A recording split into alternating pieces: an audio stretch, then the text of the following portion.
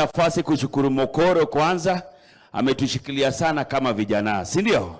Siku zote ni madem ndio walikuwa naangaliwa, saa hizi ni vijana yameamua kwa mada ya vijana. Lakini pia naona madem wako hapa, si ndio?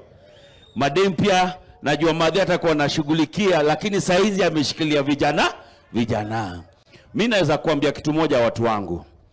Lazima tucheki venye tutasare madre, si ndio? Madre haiwezi tupeleka pali. Mimi mwenyewe kitambo nilikuwa kama Maombidho mbaya. Nilikuwa Kamnyweso mbaya. Lakini angalia Paligoda amenifikisha, si ndio?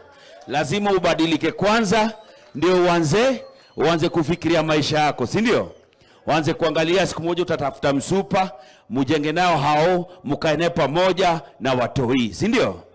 Umesikia venye Pasi amesema pale kuna wase wamepiga Makamnyweso paka mabeta zimededi. Hata uko na mama hakuna ziko rada nini?